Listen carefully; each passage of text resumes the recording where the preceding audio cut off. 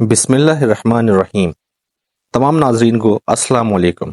دوستوں، کیا آپ ایسے شخص کے بارے میں جانتے ہیں جو آج سے ہزاروں سال پہلے پیدا ہوا لیکن آج بھی ہمارے درمیان زندہ ہے؟ وہ شخص جو مختلف موقعوں پر ہمارے سامنے آتا رہا اور ہمیں راہ دکھاتا رہا۔ یہ ویڈیو وہی پراسرار شخص کے متعلق ہے جن کے بارے میں ہر دور کے لوگ ہمیشہ تلاش میں رہے، جن کا نام خضر علیہ السلام ہے۔ حضرت خضر علیہ السلام کو ہمیشہ زندہ رہنے کی قوت کس طرح ملی، اس کے متعلق مختلف واقعات ملتے ہیں۔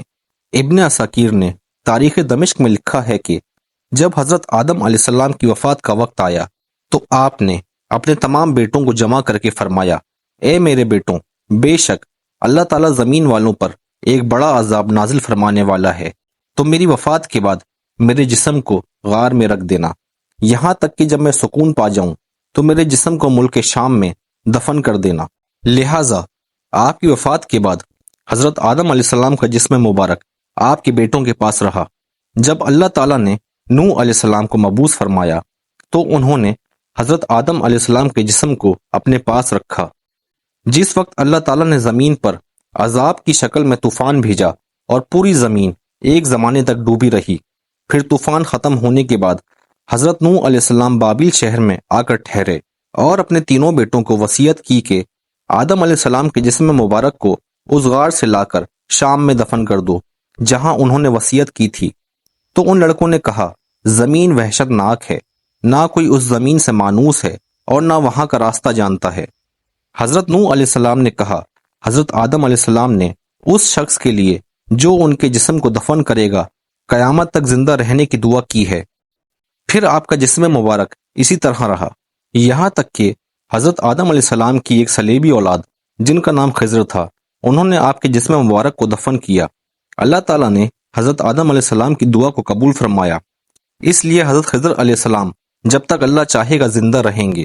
حضرت خضر علیہ السلام کی کنیت ابو العباس اور نام بلیہ تھا، ان کے والد کا نام ملکان تھا۔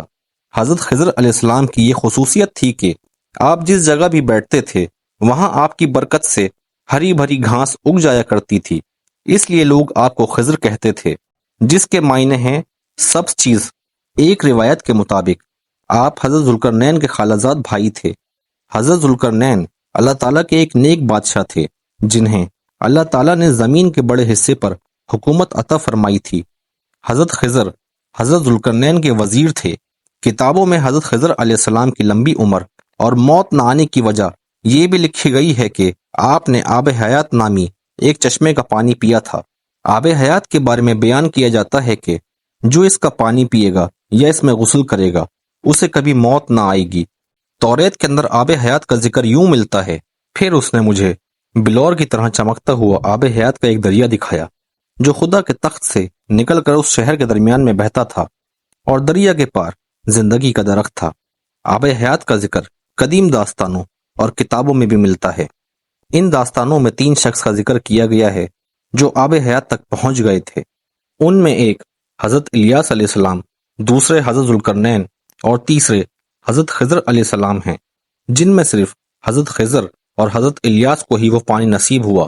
روایتوں کے مطابق ذوالقرنین نے قدیم تاریخی کتابوں میں پڑھا تھا کہ سام بن نوح کی اولاد میں سے ایک شخص چشمہ حیات سے پانی پی لے گا تو اس کو موت نہ آئے گی، اس لیے حضرت ذوالقرنین نے اس پانی کی تلاش میں مغرب کا سفر کیا۔ ذوالقرنین کے علم میں یہ بات آئی کہ آب حیات اندھیرے راستوں میں موجود ہے اور وہاں 360 چشمے ہیں، لہٰذا ذوالقرنین نے اپنے لشکر سے 360 لوگوں کو چنا اور ہر ایک کو ایک مچھلی دے کر حضرت خضر کی سربراہی میں روانہ کیا۔ تمام لوگوں کو یہ ہدایت دی گئی کہ ہر فرد اپنی مچھلی کے ساتھ چشمے میں اتر جائے اور واپس آ کر اپنی اپنی مچھلی ظاہر کرے۔